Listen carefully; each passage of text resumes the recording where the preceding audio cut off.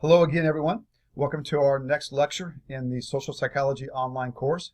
This time we're going to look at the topic of social perception. Social perception is the area of social psychology that tries to understand how we have a perception of and an interpretation of and an understanding of our social world, both our external social world, so those things that are going on around us, and our internal social world, the ways that we think about the things that are going on around us. I've always really liked the topic of social perception. I think it's really interesting to try and understand why people do what they do, to look at how we try and get others to see how we are acting and try and get others to get some type of impression of us. One of my favorite pastimes is playing poker. Poker is so much about social perception, right? So when an individual in poker is bluffing, they're trying to give off a false social perception. They're trying to get people to perceive of them in an inaccurate way. Success in poker is also the ability to read other people, to pick up on their social perception cues. Poker is basically social psychology in action, and specifically the aspect of social psychology that looks at social perception. That's why I love it. It's just social psychology. As with most topics in social psychology, there's a lot that goes into social perception. A lot of different areas fall under this general topic. We're going to have time to talk about two. First of all, we'll take a look at attributions. That is the type of psychology that looks at why people do what they do, our understanding of causes of behaviors. And then second of all, we'll take a look at self-presentation, ways that we present ourselves in specific ways to try and give off certain perceptions to other people. So back and relax. Next lecture, social perception.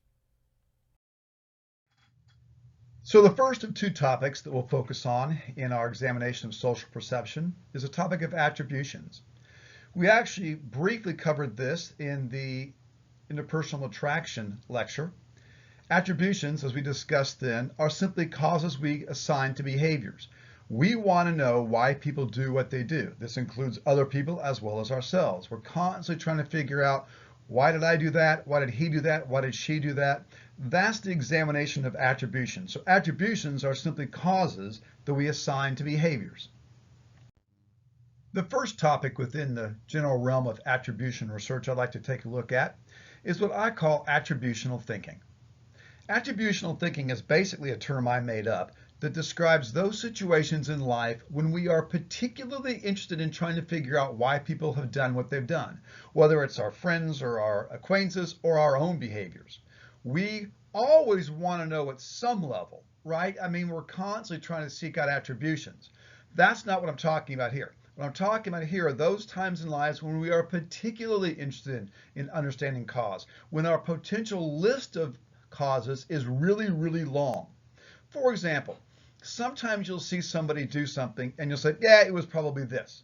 Or maybe you've done something and say, yeah, it was probably that. You come up with one, maybe two potential explanations for cause, and then you're done. But there are some times in life when that list is unusually long, right? Sometimes you'll see somebody do something and say, wow, it could have been because of this or that or that or this. You have an unusually long list of potential attributions and potential causes. That's what I want to talk about first. Those times in lives where we really have a long list of attributions. What are the situations in life, the factors in life that put us into a scenario where we really want to know why people do what they do when we have an unusually long potential list of attributions. In other words, those times when we engage in attributional thinking. Historically, researchers had suggested that there were two situations that lead to attributional thinking. In other words, two situations that lead to a much longer than normal list of potential causes.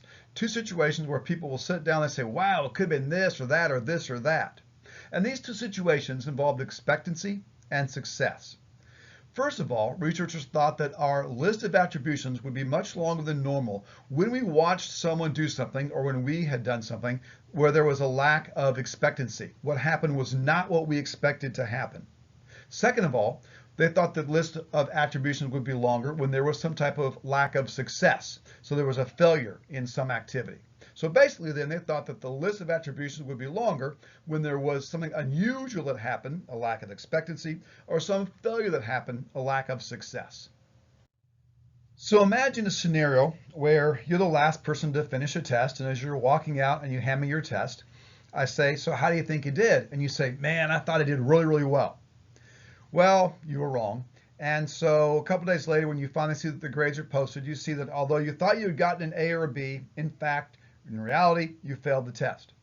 Now, the argument is going to be that you'll have a very long list of attributions, right? You're trying to be really concerned with trying to figure out why in the world did I get this grade I didn't expect. Your list of causes that you'll come up with will be quite long, longer than normal. You engage in attributional thinking. So this outcome you had then was an unsuccessful outcome. That's what failing a test is, but it was also unexpected. So the question then is, was your long list of attributions caused because what you did was not what was expected, or is it because what you did was lacking in success? So if you fail a test that you thought you had done well on, that outcome is both unexpected and lacking in success. And you're, of course, going to have a long list of attributions. The question is, was it due to a lack of expectancy, the fact that it was unexpected, or a lack of success, the fact that it was a failure outcome? The reality is, you don't really know. This is how they had done their research. They had inappropriately conducted their research where they had confounded expectancy and success. These two variables were manipulated at the same time, so you don't really know which one's going on. So they then decided to look at these independently. And what they found was when you look at expectancy and success independently, the bottom line is expectancy matters, success does not, in terms of generating a long list of attributions. When you do something or you watch someone do something that was unexpected, that's when you get the long list of attributions. Whether or not they failed or succeeded doesn't really matter. It's all about expectancy. Success doesn't matter. So to understand this, let's return to the situation where you get feedback on a test. Now, let's say that you're the last person to turn the test, and you turn it in, and I say, how do you think you did? You say, oh, I did great. That's an A or a B for sure. Well, a couple days later, you find out that actually you failed the test. Long list of attributions. The argument is, and the research supports the fact that that long list is not because you failed. That long list is because the outcome was unexpected.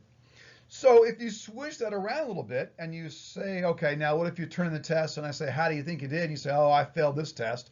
I say, well, are you sure? You say, yeah, I'm sure. I say, well, maybe you did better than you think. No, I left all of the essays blank. Yeah, you failed the test. And then a couple days later, you see your score, and sure enough, you failed the test. How long is your list of attributions going to be? Well, it's not going to be very long at all, right? You're just going to say, well, didn't study, or well, I'm a moron. Well, that's all it takes. So even though you failed, there was a lack of success, the list of attributions is short because it was an expected failure. It's only going to be a long list of attributions in failure if it's unexpected. Success doesn't matter. Expectancy does.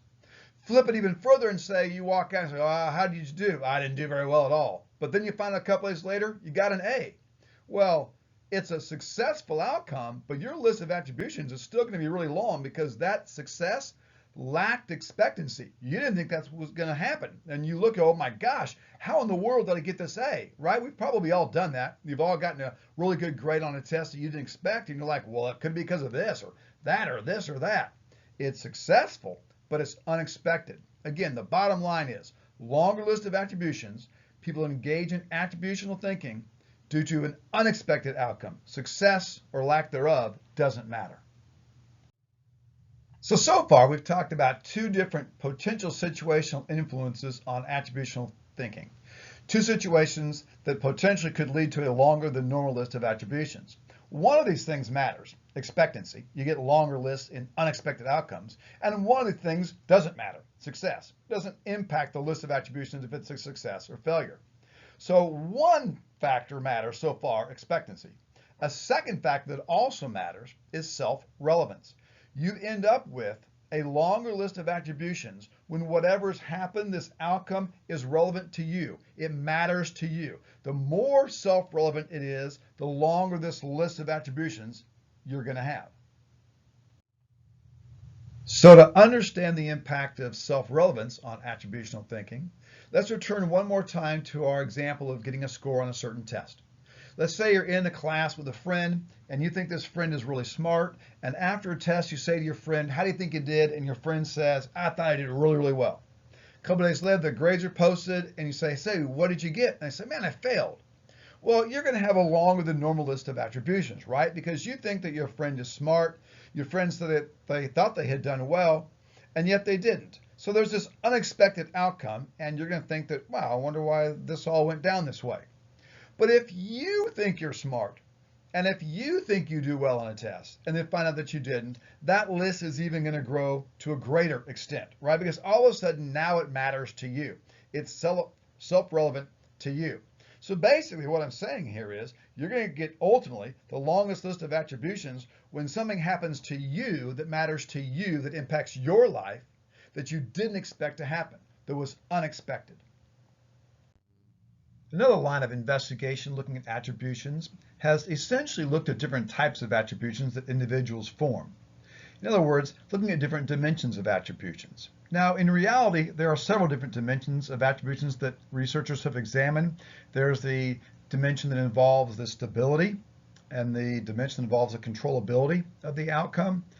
But in truth, I'd say 95, 96% of all of the research done in terms of dimensions of attributions has looked at the locus of causality dimension. Certainly this is the dimension that we understand most in terms of attributions.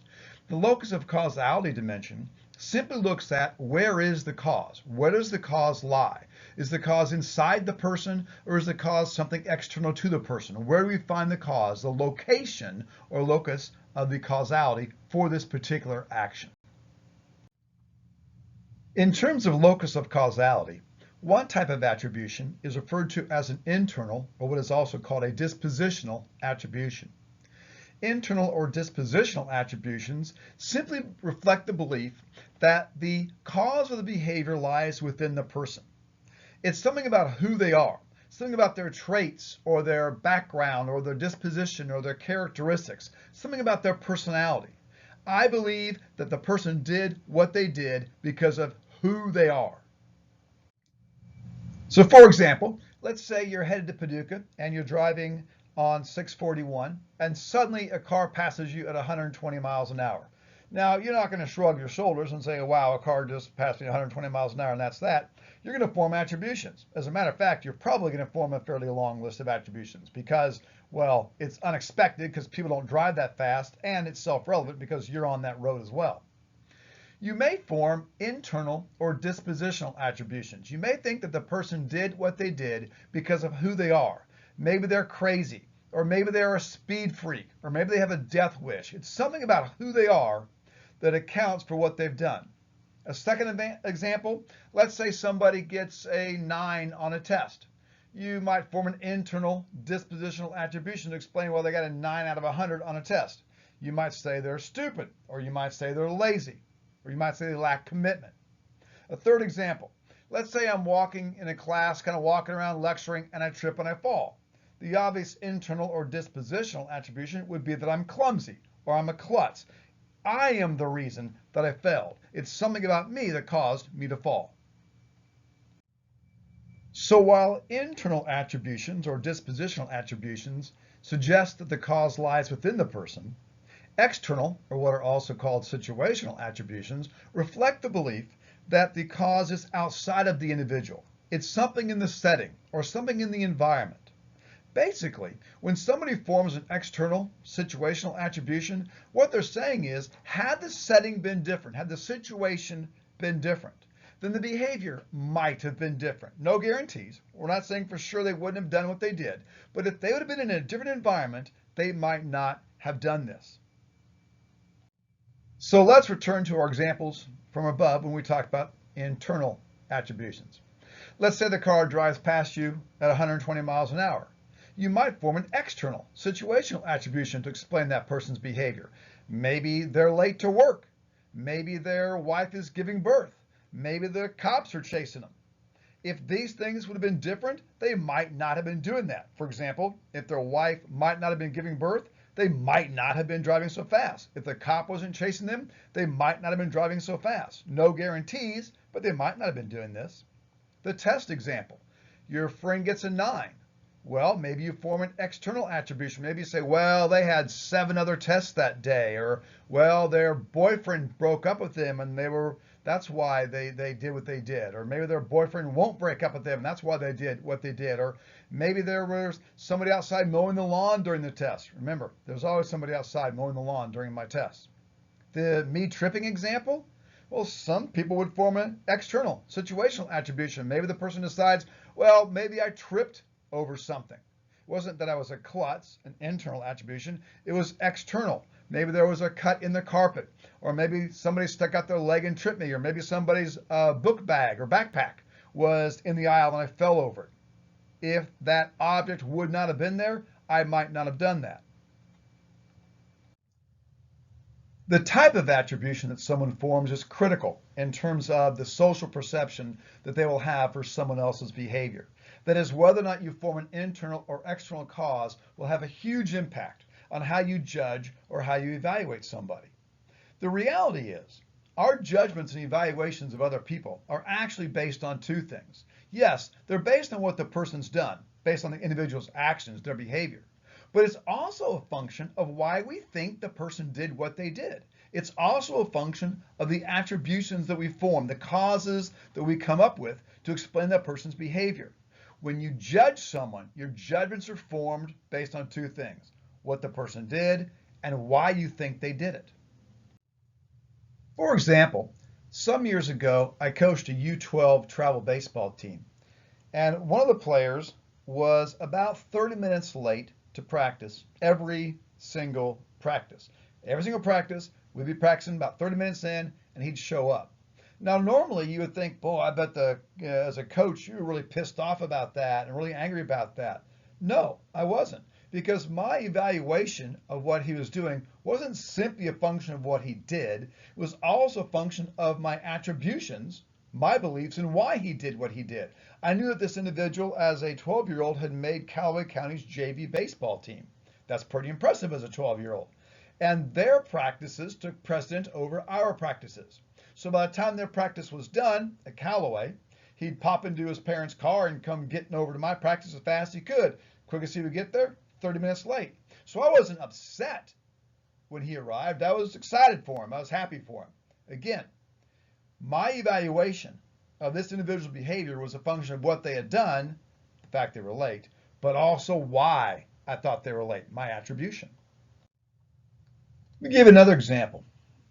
Taught a class in Paducah, and in this class I had a student that was late by about 10 minutes every single week. Every week she'd show up late by 10 minutes to class.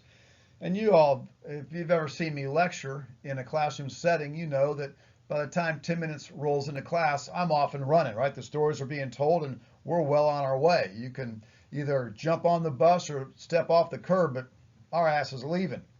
So she would walk in 10 minutes late and basically kind of disrupt the class. And you would think, boy, I bet that really made you mad, or you probably got angry, or you told her to quit. No, right? I knew that she got off work at 5:30. She had to drive across town, pick up her child from daycare, and then drop the child off at home, and then get to my 6 o'clock class. The fastest that she could get there was 6:10. So I wasn't upset that she was late. I was fine with it because my reaction to her, my judgment or evaluation of her, wasn't just a function of the fact that she was late. It also was a function of why I thought she was late, my causal attribution. Now, if I'd have seen her out in the parking lot every time I got to class, and she's like there 15 minutes before class and she's doing meth, and so I have a different attribution, my reaction is going to be different. Her behavior is the same, right? She's still 10 minutes late, but my attribution is different, and therefore my evaluation is different. One final point I'd like to make.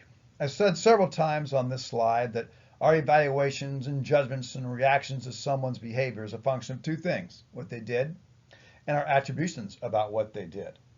Well, this doesn't necessarily mean that we're right about our attributions. Right? I mean, sometimes we think people did what they did, but we were wrong in our beliefs. So I don't actually know that Courtney was picking up her child and dropping him off at home and then getting to class as fast as she could. I'm not a stalker, right? I didn't follow around to make sure that was true. That's the attribution I had because that's what she said. That may or may not be true, right? So my estimate and reaction and judgment and evaluation of someone's behavior is a function of two things: what they did and why I think they did what they did, my attribution, not why I know what they did. Attributions aren't always correct. Sometimes we make errors. So given the importance of whether or not an individual forms an internal or external attribution in understanding someone's behavior, that is, given the importance of internal and external attributions in impacting our evaluations and judgments of others, it's not surprising that researchers and theorists have attempted to understand how this process plays out.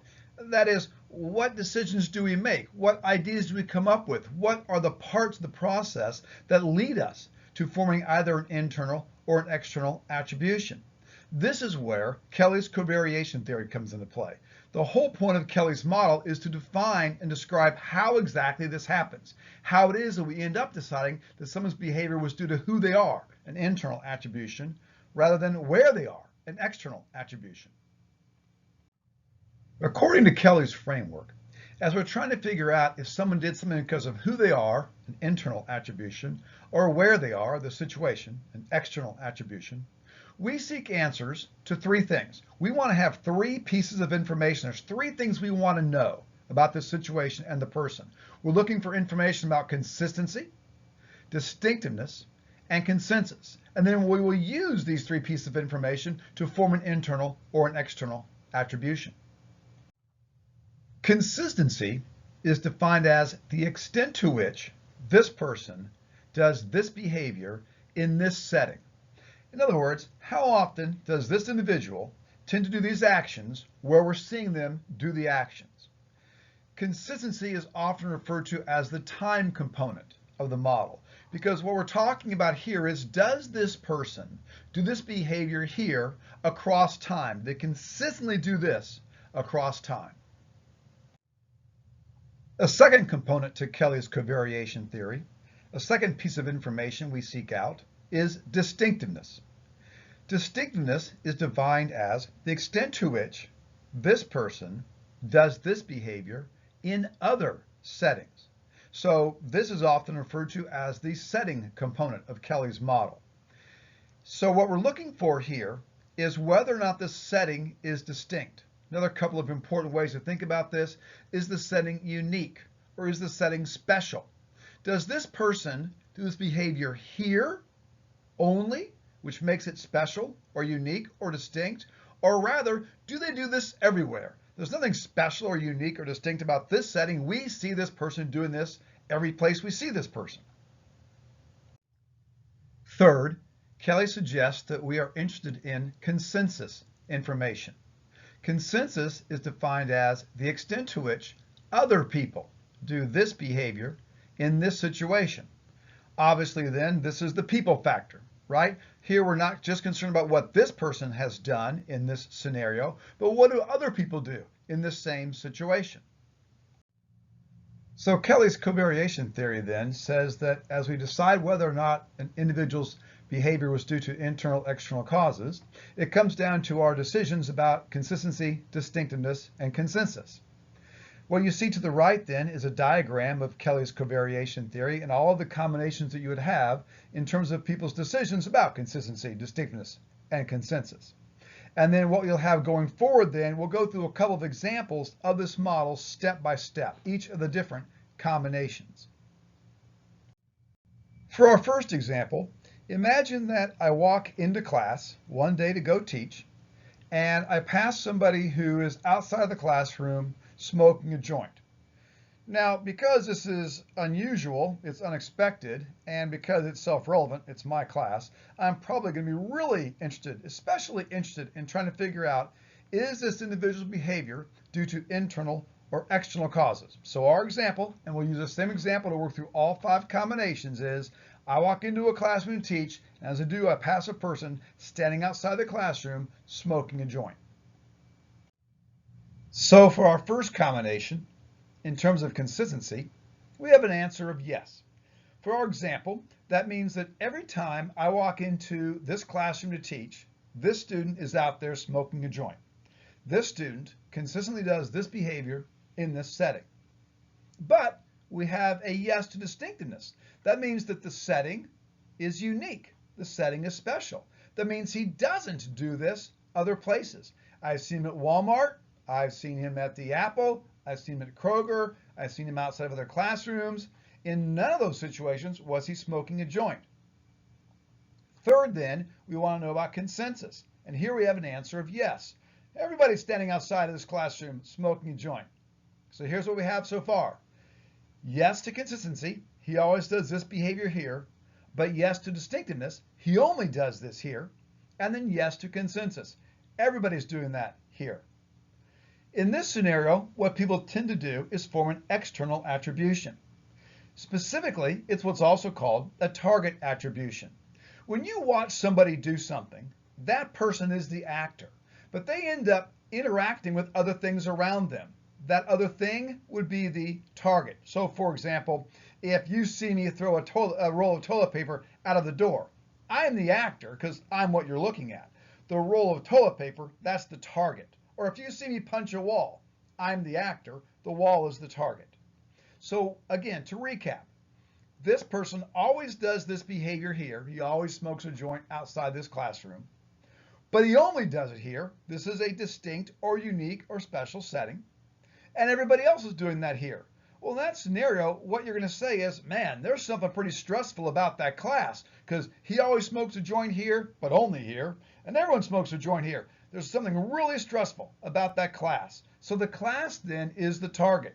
If you're saying he's doing what he's doing because of the class, that's an external or target attribution. For the second combination, we again have an answer of yes to consistency. This person always does this behavior in this setting. This student's always smoking a joint outside my classroom. But now all of a sudden, it's not distinct. The setting is not distinct or special or unique.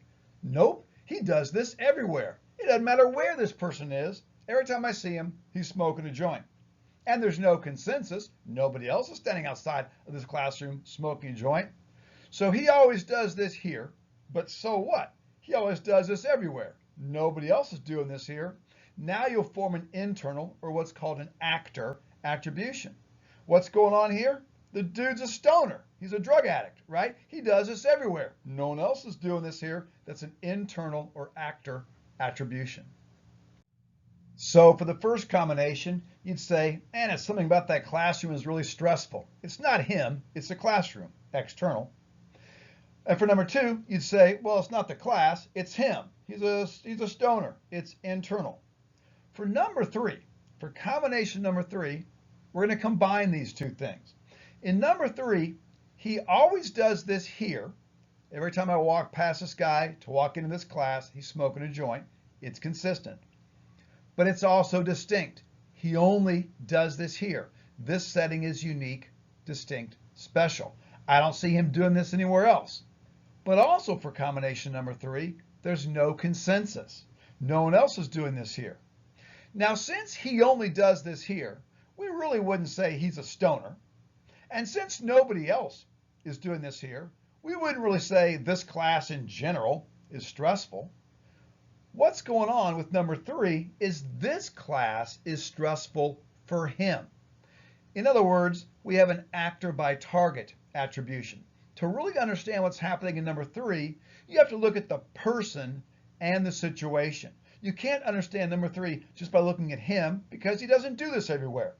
And you can't understand number three by looking just at the class, the situation, because nobody else is doing this. There's something about him and the setting. For him, for this student, this class is particularly stressful. For combination number four, again, we have consistency. He always does this here. He always smokes a joint outside the classroom in this scenario. But it's not distinct. Nothing special or unique about this scenario. This guy smokes joints everywhere. But we have yes to consensus. Everybody is smoking a joint outside this classroom. So for number four, you could say, yeah, he's a stoner. He does this everywhere. But also for number four, you could say, oh, but this class must be stressful because everybody's smoking a joint.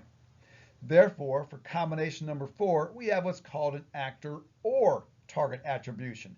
Either the actor or the target is sufficient to explain what's going on. With number three, you got to have them both there, right? With number three, you can't figure out what's going on without looking at both the actor and the target. With number four, either one is sufficient. You know what? In number four, here's what happened. We took a stoner and we stuck him in a stressful class. You know what happens when you do that?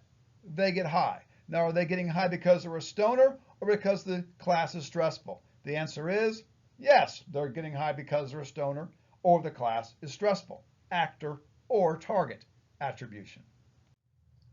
So for our fifth combination, we have no to consistency. We don't see him do this in this situation. For our example, this is the 10th time I've walked past this student to walk into class. 10th day of class, 10th time I walked past him. This is the first time he's ever stood out here smoking a joint. He's never done this before. When we have no to consistency, we pretty much skip right over distinctiveness and consensus. We can have yes or no to each of these. We don't care. When we have a no to consistency, we're jumping straight to an external attribution.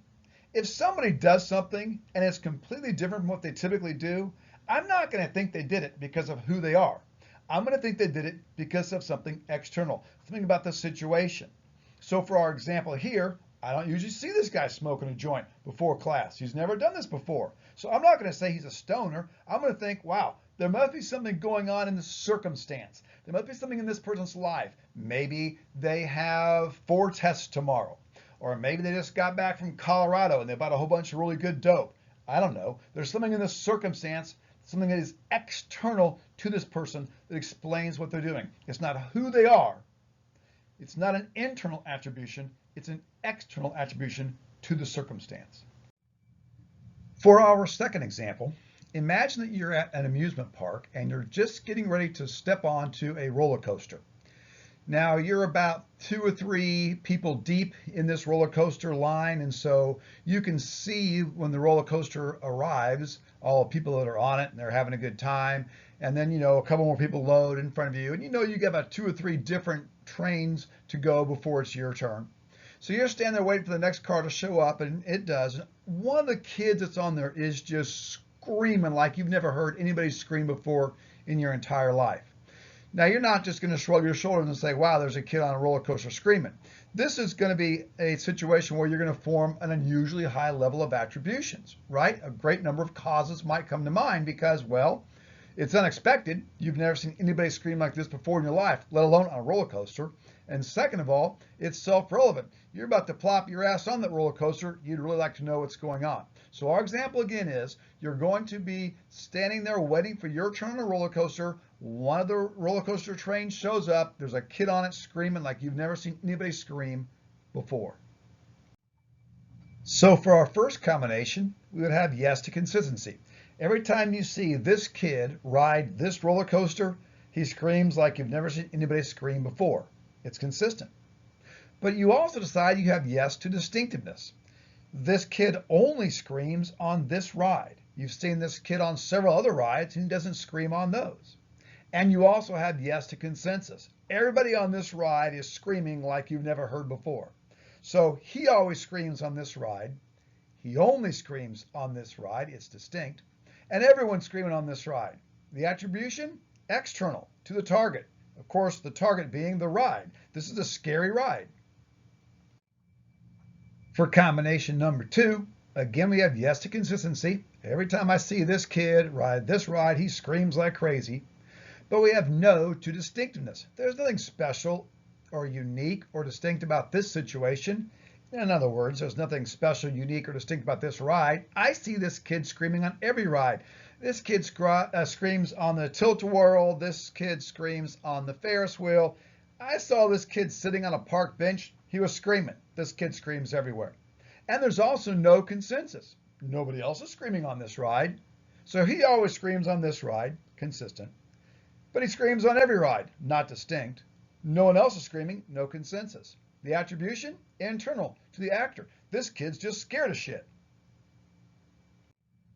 So for combination number 1, we'd say, wow, this ride must be really scary because he only screams here and everybody screams here. And for combination number 2, we would say, well, this kid must be scared of everything because he screams everywhere and no one else is screaming here. For number 3, you wouldn't say that this kid is scared of everything because although you have yes to consistency, he always screams here, you also have yes to distinctiveness. He only screams here. And on consensus, you have no one else is screaming here. So you wouldn't say the ride is scary. So in number 3, what's going on is the ride is scary for him, There's something about this ride and this child.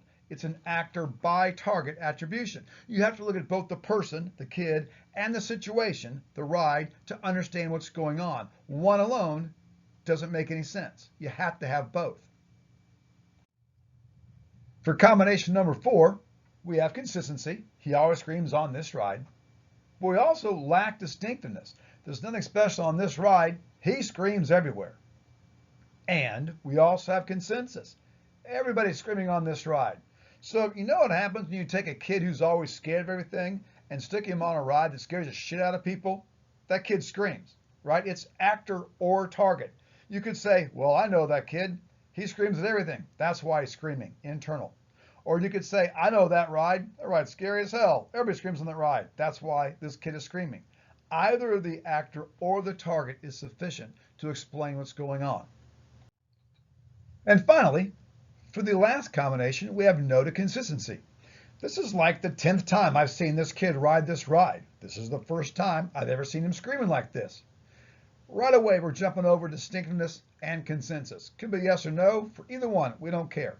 You're not going to say, I've seen this kid ride this ride 10 times, 9 times he was fine, the 10th time he was screaming, and say, well, this kid must be scared of everything, and form an internal attribution. You're not going to do that.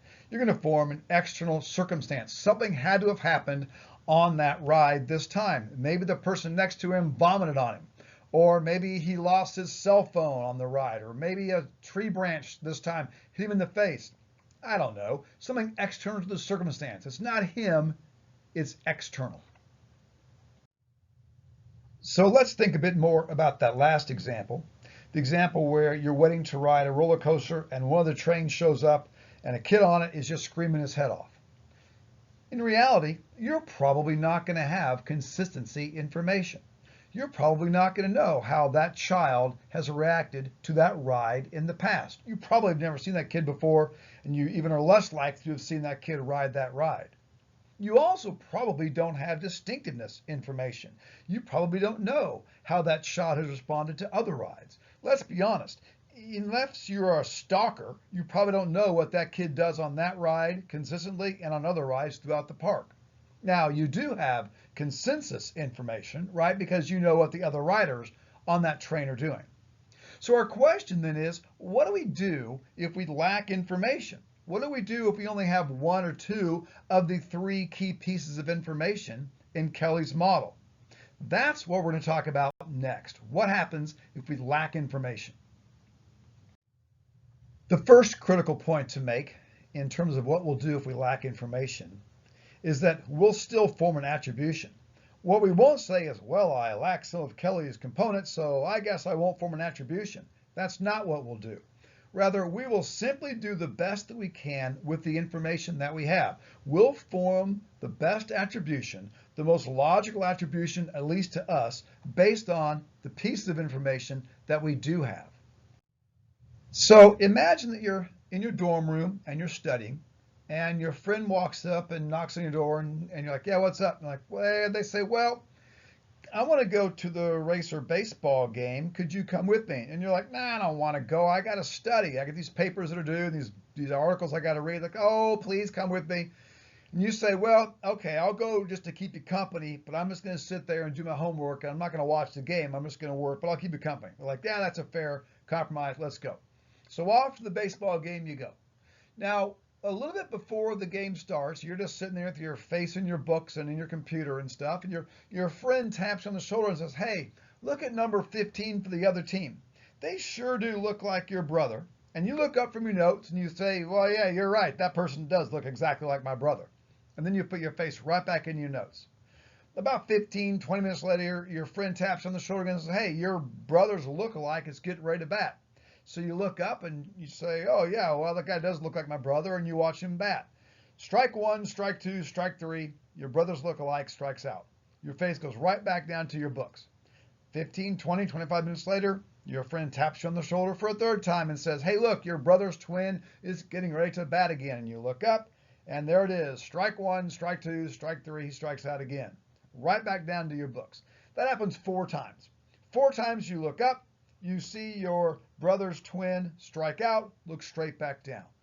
In that situation then, on the way back, your friend says, hey, how good do you think your brother was at baseball? You're not going to say, well, all I have is consistency information. I consistently see that he strikes out in this setting, but I lack distinctiveness information because I don't know how he does in other settings, and I don't have any consensus information because I wasn't watching the other players. So because of that, I'm not going to form an attribution. Nope, that's not what you're going to do. What you're going to do is form the most logical attribution you can based on the information that you have. And the information that you have is, he sucks. And so when your friend says, what'd you think? You say, well, I think he sucks. So the first point to be made in terms of what we do when we lack some of the pieces of the covariation theory puzzle is that we're still going to make an attribution. We're just going to do the best job that we can with the fact that we still have pieces missing. The second point in terms of what we'll do is that we're going to find that the discounting principle and the augmented principle now play a great role in the attributional process. So when we miss information, we'll do the best we can. And also, now we're going to have in play the discounting and augmenting principles. Discounting means to reduce. Think discount store, where they reduce the prices. So the discounting principle specifically then is defined as the fact that we can reduce, that is, discount, the importance of a cause if other potential causes exist. What we mean by that is we will be less confident of a certain cause if we find out that there are other potential causes out there as well. If I think only one thing could be the cause, I'm really going to be confident in that cause. But if I find out that there are other potential causes that also could explain what's going on, that's going to discount or reduce my confidence in that first cause. So let's return now to the baseball example we were describing above. You go to this game, all you do is you watch your brother's twin bat. You don't see anybody else. So you've never seen this person before. So all you've got is the information from today. You've got some consistent information. He always strikes out today. There's no distinctiveness. You don't see this person in other games. You don't know how he acts in those situations. And there's no consensus because you weren't watching any of the other players bat. From that, you'd probably say, when your friend asks you what you think, you say, well, I think he sucks. But if your friend says, oh, but wait, I know that person and they have the flu. Well, you're now not quite so sure that they suck, right? This new additional cause, the fact that they have the flu, discounts or reduces your confidence in the I think he sucks explanation. Or maybe your friend says, but wait, the other team's pitcher is far and away the best pitcher in the league and is for sure going to play professional baseball. Well, once again, you're not quite so sure. You're not quite so confident about the fact that he sucks. This new piece of information, the opposing pitcher being really good, discounts or reduces the confidence that you have in your original causal thinking.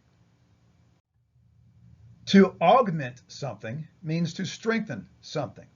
So for the augmenting principle, what we're talking about here is the fact that we can strengthen or augment the importance of a cause if a factor is present that should inhibit the behavior. In other words, we can strengthen our attribution about some behavior if we think, oh wow, and this happened too. That makes us even more confident in that attribution. It strengthens our confidence and augments our confidence in that original attribution.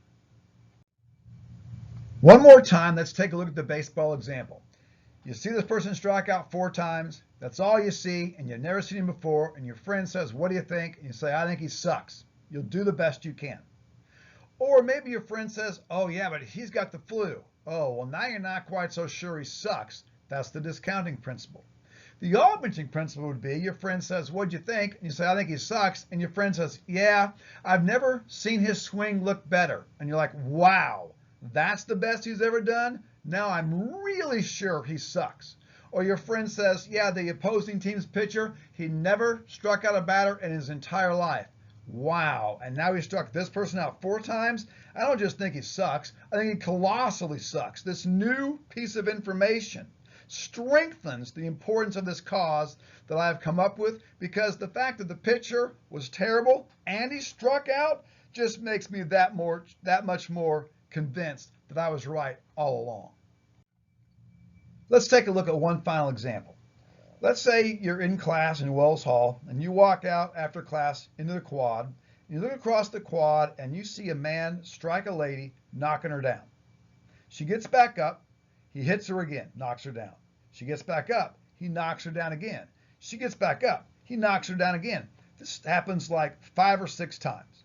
Now, you have established consistency information, right? You know that every time he interacts with her, he knocks her down. But you've never seen these people other places, so you don't have any distinctiveness information, and you don't know how other people have reacted to her, so you don't have any consensus information. So all you basically have is consistency. Even though you only have one piece of information, you're still going to form an attribution. In this situation, you're probably going to think he's an asshole. That would be point number 1. You're still going to use the information you have, even if it's incomplete. Point number 2 is we bring into play discounting and augmenting principles. So you think he's an asshole. But what if your friend who's standing with you says, oh, yeah, I know her, and she ran over all 12 of his dogs 30 times. Now you're thinking, well, I'm not quite so sure he's an asshole, right? This new piece of information discounts or reduces my confidence in the asshole attribution. Maybe now she kind of had it coming. Or maybe your friend says, oh yes, and I know her, she's a nun. Oh my Lord, he's punching a nun multiple times. I thought he was an asshole. Now I'm sure he's an asshole. This new piece of information augments or strengthens the asshole attribution. Given that we're willing to dedicate some of our precious cognitive capacity to figuring out why people do what they do, that is, given that we are willing to dedicate some of our attention to attributions and trying figuring out cause, it's not that surprising that we usually get it right. We're actually pretty good in the attributions that we form. We are pretty good, fairly accurate in estimating why people do what they do, us, ourselves, and other people. But sometimes we do get it wrong. And when we get it wrong, the pattern of errors is usually fairly consistent. I want to be real clear with this. I'm not saying that we're usually wrong in the attributions that we make. No. What I'm saying is that we're usually right, but if we make an error, it usually fits into a very specific framework that tend to follow very specific patterns. Two of these patterns, two of these attributional errors that we'll look at are the fundamental attribution error and the self-serving bias. The fundamental attribution error is an other-directed error. And what I mean by other-directed is, with this attributional error, we are interested in and trying to figure out the causes of other people's behaviors. And what we find with the fundamental attribution error is we tend to overemphasize internal or dispositional causes in attributing causes to behaviors of others. When looking at why other people have done things, we place less of an emphasis, place less weight on external situational causes, and are far more likely to form internal or dispositional causes. So the fundamental attribution error, our tendency to overemphasize internal rather than external causes when figuring out why other people do what they do, is universal. We all do this. They find it in all cultures. Now, some cultures more than others, but still all cultures. So what you have then is that research on the fundamental attribution error is one of those topics that's made a very special place in social psychology. There are a few topics where the researchers no longer try and figure out if it exists. There's so much research out there we know that it does. Rather, instead of trying to figure out if it exists, we try and figure out why does it exist. The fundamental attribution error is one of those topics. We know that people do this. Everybody does this. Some to a lesser degree than others, but everybody does this. Everybody tends to form internal dispositional attributions when attributing causes to the behaviors of others. The question is not, do they do it? The question is why they do it. What are the causes of the fundamental attribution error? That's what we'll look at next. One potential cause of the fundamental attribution error involves focus of attention. We talked before about actor attributions and target attributions, actors being the person doing something and the target being the consequence of their action. Well, we also talked about the fact that we tend to be watching the actor, right? And we know from research that whatever we're looking at, we tend to think is the cause. Well, since we're more likely to be looking at the actor rather than the situation surrounding the actor, we're more likely to think that the actor is the cause. We're more likely to form an internal attribution and say that the actor, the person we're watching do the behavior, is in fact the cause of the behavior. For example, earlier in this lecture, I had as one of the things I used to explain some of these constructs, a situation where I'm walking in class lecturing and I trip and I fall. And we said that, you might form an internal attribution, think I'm clumsy, or an external attribution and think that I tripped over something. Well, the reality is you're far more likely to form the internal attribution. You're far more likely to think that I fell because I'm a klutz, because I'm clumsy. Because as a class, you're watching me. You're not staring at the floor. You're not looking at other people's feet. You're not looking at the book bags and the backpacks on the floor. You're watching me. And since your focus of attention is on me, you're likely to think that I was the cause of my own action. In other words, you'll form an internal attribution, following the lines of the fundamental attribution error. So a few decades ago, they conducted a study that really pointed to the importance of focus of attention in explaining the fundamental attribution error. And this study is depicted graphically over here on the right of this slide. So what's going on in this situation is the subject is carrying on a conversation with a Confederate while an observer watches on. The observer is watching the subject. Pay attention to the arrows, folks. The arrows are designed to indicate focus of attention. So camera A then is focused on the subject. Camera B is focused on the Confederate. The subject is looking at the Confederate while they have a conversation. The Confederate's looking at the subject while they have the conversation. And the observer is staring and watching the subject while the subject talks to the Confederate. After the conversation, they ask the subject and the observer, not the Confederate, the subject and the observer, to describe the causes of the subject's behavior. Basically, it boiled down to, do you think that the subject did what he or she did because of internal or external factors? Basically. Do you think the subject did and said what he or she did and said because of who the person is or the environment that they're in? And what they found was the responses were mirroring their focus of attention. The subject's focus of attention was outside of his or herself, on the Confederate. So the subject made external attributions to describe their own behavior. But the observer, whose focus of attention was on the subject, thought the subject was the explanation for the subject's behavior, internal attributions. What was really interesting was in other conditions, they actually had the subject watch the video recording from camera A, and the observer watch the video recording from camera B. What they found was, with this change in focus of attention, there was also a corresponding change in their attributions. Now the subject isn't focused on the outside, now they're focused on themselves. And guess what? Now they made an internal attribution to describe their own behavior. The observer is no longer looking at the subject. Now the observer is looking outside the subject to the situation. Guess what? Now the observer forms an external attribution. This really highlights the importance of focus of attention as a potential cause of the fundamental attribution error. Whatever we're looking at, we think is the cause.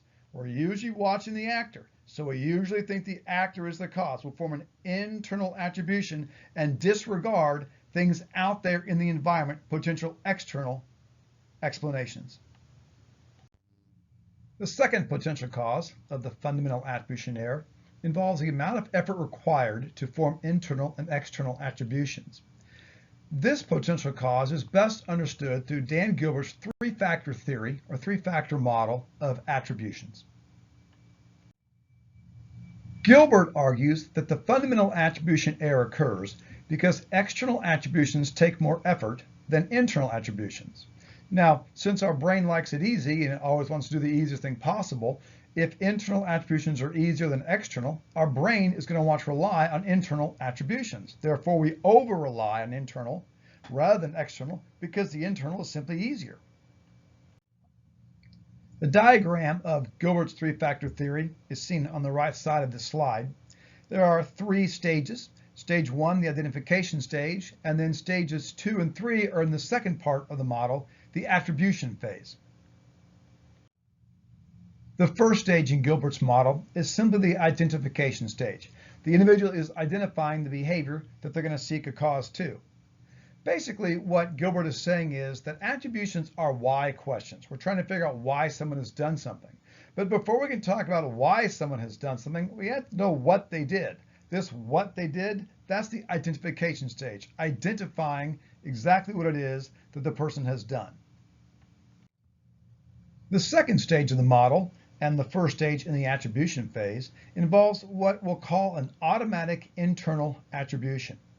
The argument here is that internal attributions are easier. They take less effort. They're more automatic. We will tend to want to rely on internal attributions because they pop up automatically. The third stage, the second stage of the attribution phase, involves effortful external attributions.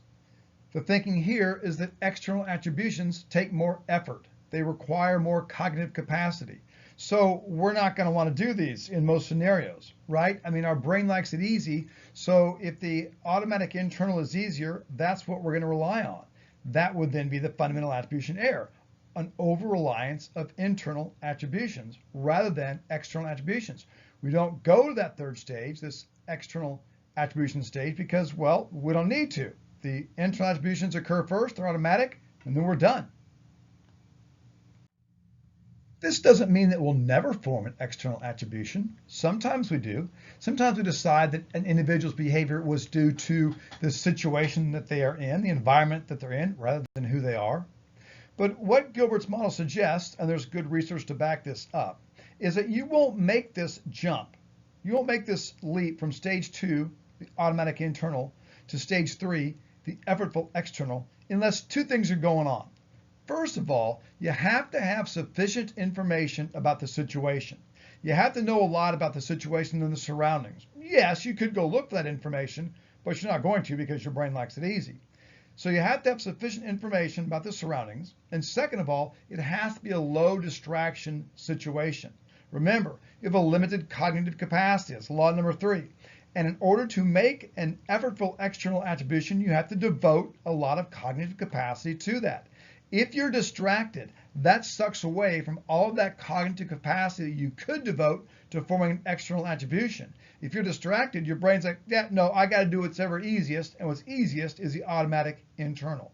So you can form effortful external attributions. People do it.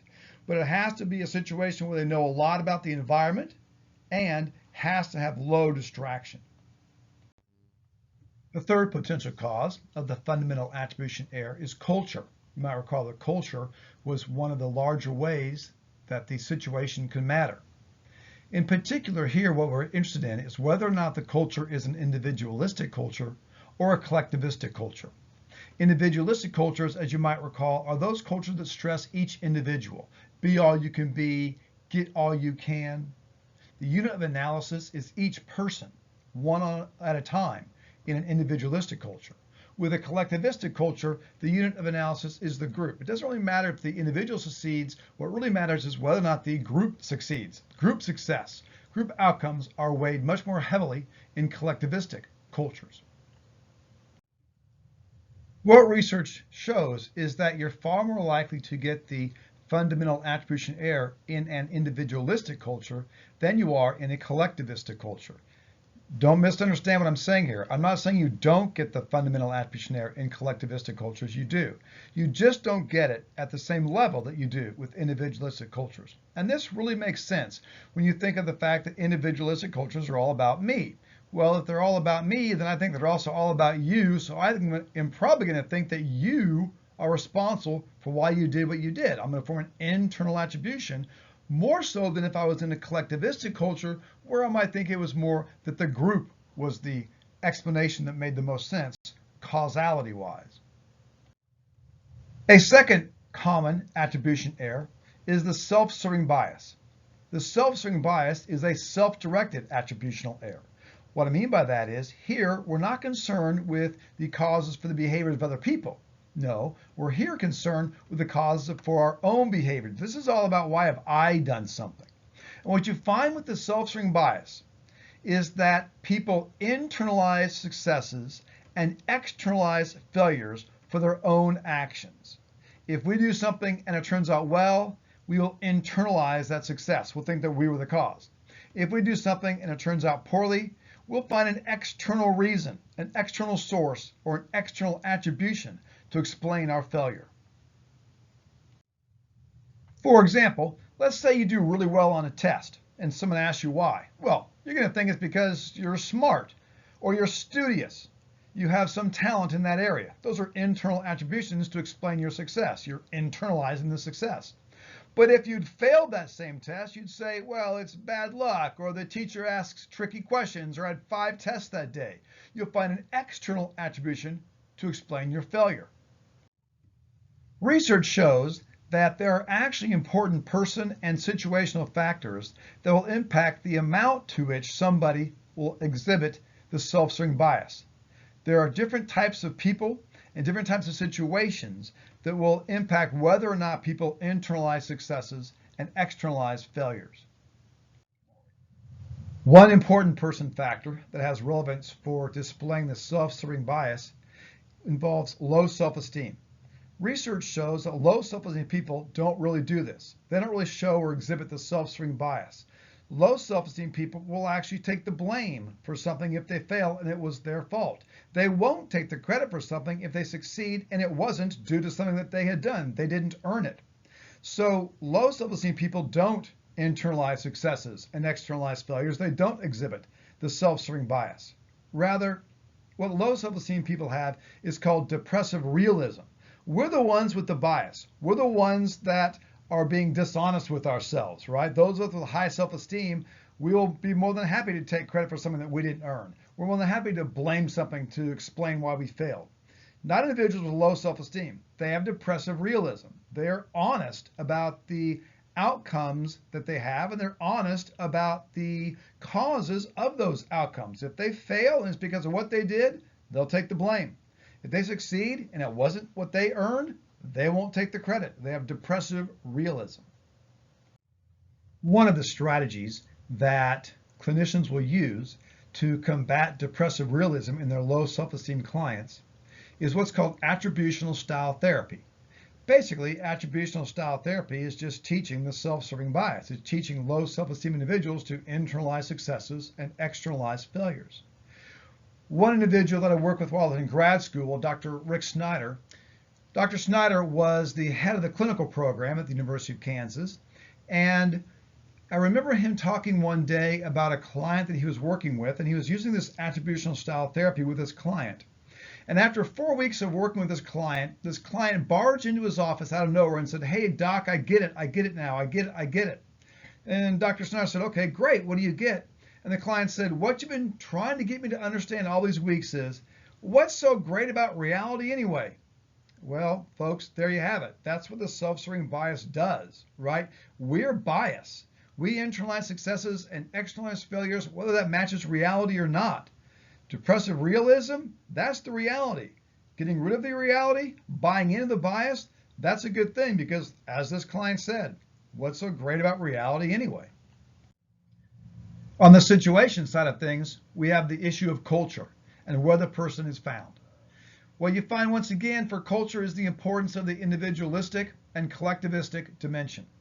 And with the self-serving bias, what you find is you're more likely to get the self-serving bias in individuals residing in individualistic cultures and less likely in collectivistic cultures. Again, you get it from people in all cultures. You're just going to get more of it from people who are in individualistic cultures. This makes really good sense. Individualistic cultures, the focus is on me. If the focus is on me, I'm going to be more interested in making sure I look good or that I don't look as bad. I'll be more interested in internalizing successes and externalizing failures in these individualistic cultures. So higher levels of the self-serving bias in individualistic cultures. A final important construct relevant to the self-serving bias is what's referred to as the ultimate attribution error. The ultimate attribution error is simply the application of the self-serving bias to group level phenomena. So the self-serving bias would be, I think I'm smart, I think I'm attractive, or that would be the internalization side of things. The externalization would be, I failed the test because the teacher doesn't like me. I didn't get the job because, well, I didn't have time to prepare. I was late because my tire had a flat. All we're doing at the ultimate attribution error is applying those same processes to the group level. So for the internalization of success, it would be at the individual level, the self-serving bias level, well, I got an A because I'm smart. The ultimate attribution error would be my fraternity has high GPAs because we're smart. The externalization at the individual level, oh, I didn't get the job because the person that interviewed me didn't like me. At the ultimate attribution error level, my fraternity didn't get good grades because we have all of the hardest majors. All the ultimate attribution error is internalizing group successes and externalizing group failures. The second topic in the realm of social perception I'd like to look at involves self-presentation, or what's also called impression management. With self-presentation, our concern here is trying to figure out ways to make ourselves look as good as we can to the people around us. So really, we've sort of changed our focus of social perception then. What we looked at in the past with things like attributions is how we socially perceive others. But with self-presentation, impression management, we are now active and trying to get other people to see us in a way we want to be seen. We are trying to impact the social perception other people have of us. In other words, we're trying to manage the impressions they have of us. Before getting into the specifics of ways we try to manage our impression, there's a couple of important points to remember about self-presentation. First of all, what we're talking about here does not typically involve dishonesty. When we present ourselves to others, when we manage our impressions in a way that we get people to see us how we want to be seen, it's usually reflective of how we really think we are. So for example, we have the opening videos for these different lecture PowerPoint presentations. And I'm wearing a polo in each of these. Usually they involve something that is Disney or Murray State. Well, that's not fake, right? That's not a falsehood. I really am a big racer fan, and I really am a big Disney fan. I'm literally managing a true impression for other people. These are my attempts to display to others something that is authentic about me. So the first important point is it's usually not about dishonesty. It's usually authentic. Secondly, the way we present ourselves to others is not always positive. For example, if you're at the bar and you see Stinky Myron headed your way and you know he's going to ask you to dance, and you don't want to dance because, well, it's Myron and he's stinky, you're not going to act nice, right? You're going to seem distant or aloof or cold, because in that scenario, in that situation, giving off a negative impression is the wisest thing to do. So impression management, self-presentation, it's usually positive, but not always. The first set of strategies that people use in self-presentation are referred to as direct tactics. Direct tactics involve specifically manipulating something about ourselves, our own individual characteristics and traits and personality. One type of a direct tactic is referred to as a self-enhancement strategy. Self-enhancing self-presentational approaches involve, as you would expect, saying something positive about oneself. For example, let's say somebody goes on a job interview, and during the interview, the person says to them, you know, this job involves a lot of communication with other individuals, a lot of one-on-one communication. And the person being interviewed says, well, I took 3 different interpersonal communications courses in college and got A's in all of them. That would be an example of a self-enhancing strategy. Self-deprecating strategies, on the other hand, involve saying something negative about oneself, or at least not using the opportunity to be boastful and brag about something positive. There are 2 self-deprecating strategies, modesty and sandbagging, and the critical difference between these 2 strategies is the timing of the strategy.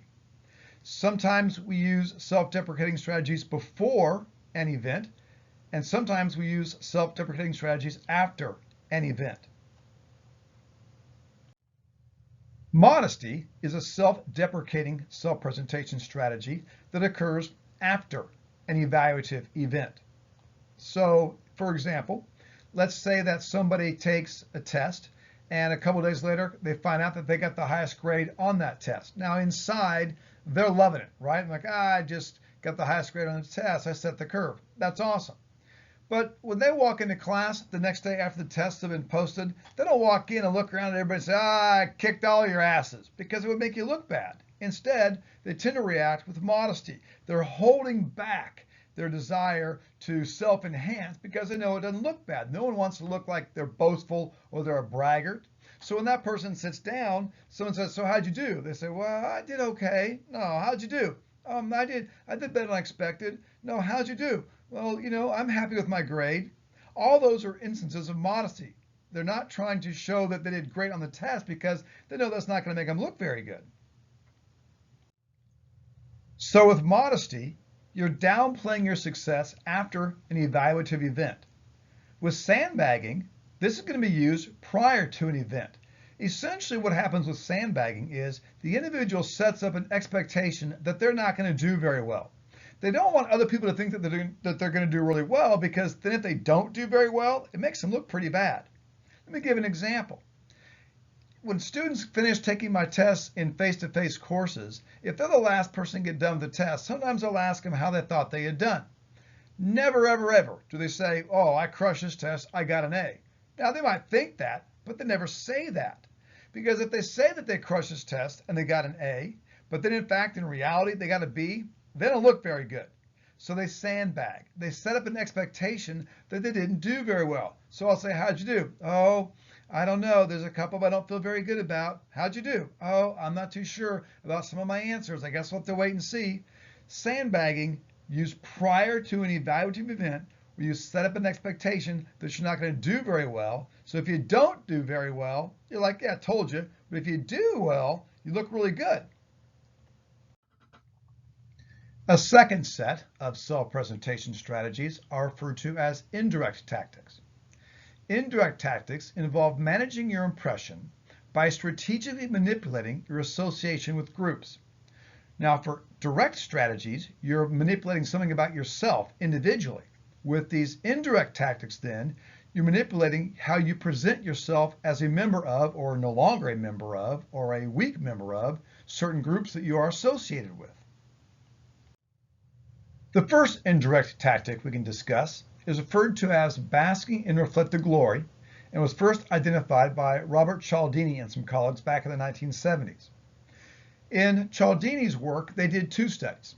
In the first study, they went to the classrooms at large universities and looked on Mondays to the number of students sitting in those classrooms wearing some type of clothing that identified the university. Maybe it was the logo of the university or the name of the university, the colors of the university, maybe a jersey of the university. They looked at a proportion or a percent of students sitting in these classrooms wearing university identifying apparel. They then compared that baseline percent to the percentage of students who wore university identifying apparel on a Monday following a victory by the football team. And sure enough, the percent went up. The students were more likely to be wearing shirts or hats or whatever that had some indication of the school after the school's football team had been victorious the previous Saturday. A second study conducted by Cialdini and his associates involved a situation where students at these universities were telephoned apparently to become a part of a survey, when in fact really there was only one question that the researchers were truly interested in, and that was when they asked these individuals as a part of this survey, as a part of this interview, to describe the most recent university's football game. It happened to be a game that the team had won. And what they found was they phrased their responses with the word we. We won, we were victorious, we were successful. So in looking at their data sets, Cialdini and his associates decided to call this basking in reflected glory, that these individuals were basking in the reflected glory of their school's football team. Basking in reflected glory, or burgeoning, involves a situation where individuals will increase their association with a successful group in order to look better. We know that we are known by the company that we keep, and we understand that if we will affiliate, if we will associate with successful others, we will then also look successful. We can bask in the reflected glory of the group's success. So you may be wondering, Well, what happened in the Cialdini study on a Monday following a loss by the football team? Well, as you may have guessed, in terms of the percentage of students wearing university identifying apparel, that percent went down on a Monday following a loss. In terms of their responses to the phone interview when asked about the most recent football game, if it was a game that the team had lost, they tended to phrase their responses with the word they. They lost, they got beat, they suck. So these patterns of effect reflect a second indirect strategy of self-presentation, one that's been called cutting off reflected failure. With cutting off reflected failure, we're going to decrease our association with a negative group so we don't look so bad. Again, we know that we are known by the company we keep, and we know that if we keep company with groups that look bad, we will, by association, also look bad. So we try and decrease our association with these negative groups.